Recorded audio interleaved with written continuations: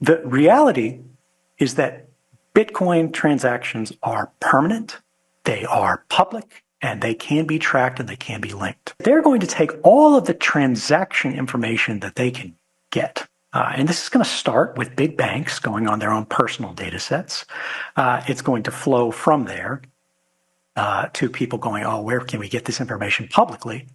Well, the Bitcoin blockchain is available for anyone for free at any time, right? Edward Snowden issued a serious warning about privacy in the era of artificial intelligence and blockchain technology during his compelling keynote address at the 2024 Bitcoin conference. Drawing from his extensive experience in intelligence and cybersecurity, Snowden described how sophisticated AI models might soon be employed to analyze blockchain transactions, potentially compromising the privacy of cryptocurrency users globally. He highlighted the lack of anonymity in Bitcoin transactions, noting that while companies like Facebook have developed tools to promote decentralization and prevent monopolies, these efforts are driven more by self-interest than altruism. Despite his criticism of Mark Zuckerberg, Snowden acknowledged Facebook's contributions to decentralization. Snowden emphasized that Bitcoin transactions are traceable, permanent, and public. Most transactions are linked to real-world identities through on- and off-ramps, similar to legacy exchanges that share data with regulators. This means a significant portion of transactions can be identified or doxed. He warned that machine learning models are transforming the blockchain's former capability of allowing private transactions, with these models potentially able to deduce information about individuals' associations, conduct, and even thoughts by analyzing metadata such as transaction patterns. Comparing these developments to the NSA's metadata collection methods, which he believes violate the Constitution, Snowden cautioned that there is no concrete evidence yet of these models being deployed. However, he stressed that it is likely these AI models are already being developed and used, posing a significant threat to privacy in the blockchain space. Before we continue with the rest of the video, do check out daily 5-minute crypto newsletter with all the latest crypto and Bitcoin news. It's a fantastic analysis of on-chain crypto data and breakdowns, and the best part is it's absolutely free. They'll cover expert predictions, breakdowns of on-chain crypto data, and any breaking news you need to know, all in a nutshell. Click the first link in the description and enter your email to join over 50,000 others in becoming a better crypto investor right now.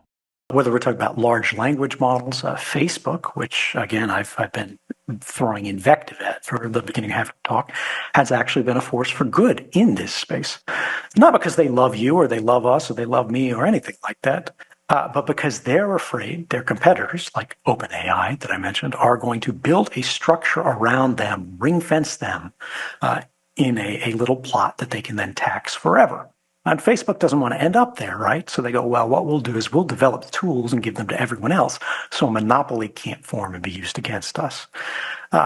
Self-interest more so than altruism, but I still applaud it, right? And I'm no fan of Mark Zuckerberg, but he's done wonderful things here. I hope he continues. I know it won't last forever, but for the moment, while it does, I'll welcome the help that we can get there. But why am I bringing this up, at a Bitcoin conference? Well, the reason why is that Bitcoin transactions are not private.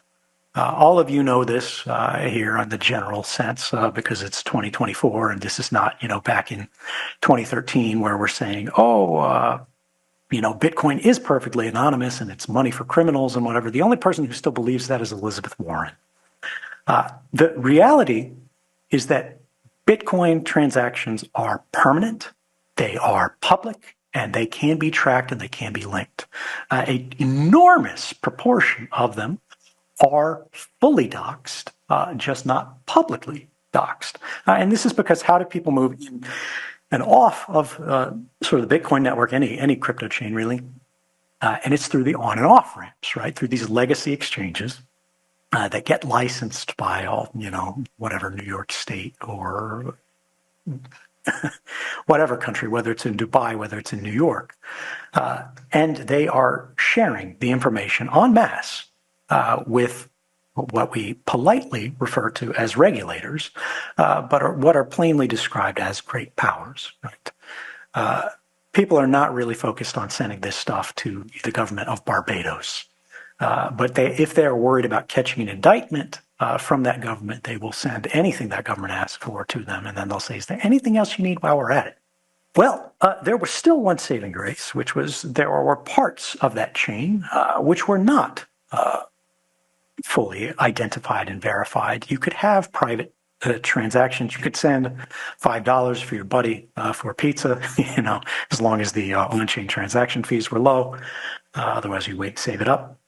But the idea here is that you could still engage in the network and presume that it would just age off eventually. It's out there, it's on the blockchain, somebody has it, maybe they'll prune it.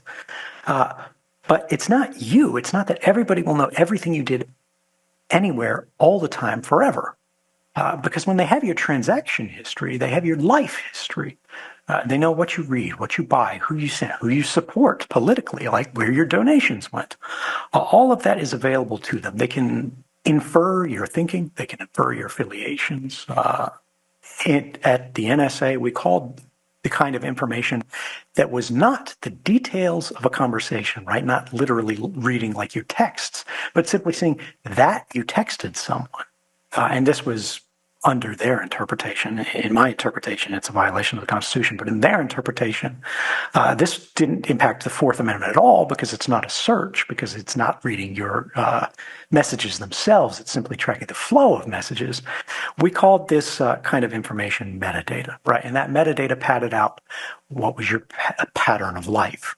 Metadata can be plainly described as activity records. It's the same kind of thing that a private investigator would get if they just followed you around all day. Metadata could be collected automatically by ingesting the world's internet communications through these machines, right? But somebody still had to put their cup in the big bucket, pull it out, and lay it out on their desk and make sense of it. Machine learning models are going to change this. In my opinion, this is already being done. We simply don't have evidence of it yet. It's going to be testing. It's going to be development. We don't know how it's being applied, when it's going to be truly operational. But it is fantasy to imagine that they're not doing this. Edward Snowden cautions against assuming Bitcoin transactions are private, as they are permanent and trackable. He warns that soon, metadata will be analyzed by machine learning models to infer individuals' affiliations and behavior, further invading privacy. While he commends Facebook for its efforts to advance decentralization, he points out that profit is their primary motivator. Snowden claims that the tracking of Bitcoin transactions compromises privacy and freedom, as these transactions will be used to train AI models to detect anomalies. Large banks and enterprises will use personal data to feed these algorithms, facilitating the identification and flagging of unusual transactions. This issue extends beyond Bitcoin to all transactions, including those made with Visa, MasterCard, and PayPal. According to Snowden, the United States lacks sufficient privacy protections, allowing governments and corporations easy access to and use of personal data. He has been warning about this issue for a decade and believes there is not enough time to address it if it continues to be ignored. If left unchecked, the problem will worsen, leading to a concentration of power and a loss of individual freedom. Snowden challenges the audience to consider privacy protection and transaction security on the Bitcoin network, noting that the current structure is unjust and unsustainable. He reflects that the Internet's fractured state mirrors the winner-take-all dynamics that create an inequitable system. Let's return to the interview and watch more clips to gain further insights from Edward Snowden. They're going to take all of the transaction information that they can get. And this is going to start with big banks going on their own personal data sets. It's going to flow from there to people going, oh, where can we get this information publicly? Well, the Bitcoin blockchain is available for anyone for free at any time, right?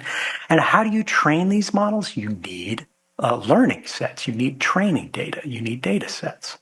So they're going to pull everything they can. They're going to feed it through these things. And they're going to try to teach them originally, I think this is going to be the easiest thing, what does a normal transaction look like? What do 95% look like? And then they're just going to go, what is anomalous? What is strange? What is unusual? What doesn't quite fit? And then they're going to go from that's a 5% probability down to a 3% probability, and then try to get it smaller and smaller and smaller until they can just basically have people that are getting reports spit out on their desk, little, chat messages to their terminal, basically. They're saying, this just happened, this just happened, this just happened. Do you want to continue? And that banking officer is going to get a click OK to continue on your life, on your ability to transact, on your ability to trade. It's not just going to be Bitcoin. It's going to be Visa. It's going to be MasterCard. It's going to be everywhere. It's going to be PayPal. I think we really need to think about how do we secure the transactions on the Bitcoin network moving forward. I have said this for 10 years. I have been ignored for 10 years. Well, we're running out of runway. And again, right now, every time you're on this network, and I love this network, I've used it many times, you are going to be adding to the data set.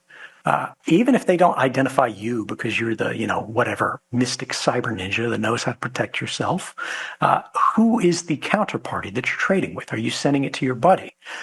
Are they doxed, right? Are you sending it to a business that you're paying? Are they doxed? And larger parts of this transaction mesh of this network, as they get identified, the space for everyone else to have any kind of private interaction diminishes. Now, you might go, well, these big businesses, Visa, MasterCard, they have the transaction history for everybody, everywhere, all the time. And you don't know what they're using it for. But they're not screwing you, right? These enormous data sets are a liability. We know they cannot protect them. You cannot control them. And they can have enormous influence over our lives. All of these people who are coming up on stage and saying these wonderful things about how much they love Bitcoin, how much they love you, how they're going to do all these wonderful things to make something better. The United States is the only advanced democracy on the planet that I am aware of that does not have a basic privacy law. We have the Fourth Amendment, right?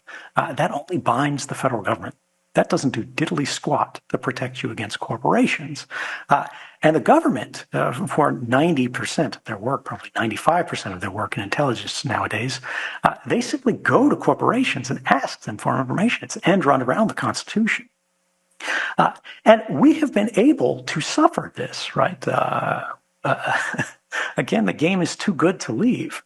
Not because we love it, but because we haven't had a choice. Well, we're running out of time to fix this, and the consequences of ignoring it are about to get a whole lot worse. Nobody sees them. This is not Terminator, right? This is not Skynet. This is not robots descending from the sky to drag you out of your home. That might come someday, but that's a long way off. We're talking about things that are much more banal, but much easier to do. We talk about that concentration of power. These politicians, right? A lot of them probably don't love that they have to come up on this stage and give a dog and pony show to dance for the crowd that is suddenly much more powerful. Well, the people that they have always been answerable to are about to get a much tighter hold on the leash, not just of them, but of everyone. The reason that the internet feels broken is because it is reflecting a broken world. It's reflecting the consequences of all of these winner-take-all dynamics. It is reflecting the boundless ambition of these generations of princes. And it has left us with an unfair system, which means an unstable system. Why do I think all of this AI stuff is likely? Well, the reason is that unfair systems produce dissatisfaction and therefore are hard to maintain. Meanwhile, Bitcoin is at a pivotal moment with its open interest in futures rising and its price entering a new range.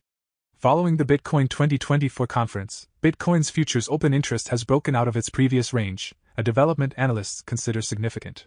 Independent analyst Horst noted that Bitcoin's futures OI on Coinbase Pro has surpassed levels maintained since March when Bitcoin reached new all-time highs. Open interest, which reflects the total number of active Bitcoin-related derivative contracts across exchanges, indicates that new positions are being opened, potentially increasing market leverage and volatility. This increase in OI coincides with a rally fueled by favorable shifts in U.S. political attitudes toward cryptocurrency. Horst highlighted former President Donald Trump's comments at the Bitcoin 2024 conference, suggesting that the crypto sector has received strong bullish signals. While the long-term impact of these signals is still debated, there is an increasing case for long-term bullishness on Bitcoin. Horst also observed that Bitcoin's price rose following Trump's speech, with long positions in perpetual and options markets being closed out. He described this as bullish but warned that new long positions might be risky due to close and validation points. Analyst SK agreed, noting that the Bitcoin perpetual futures market is generally net long and emphasized that significant spot buying would be needed to push Bitcoin's price to $72,000 and mitigate risks for long positions. As we conclude, what do you think about Edward Snowden's speech at the Bitcoin conference? How can Bitcoiners ensure maximum privacy protection? Please share your thoughts in the comments below. For more Daily Dose Crypto news, check out these two awesome videos on your screen. Click now and we will see you on the next video.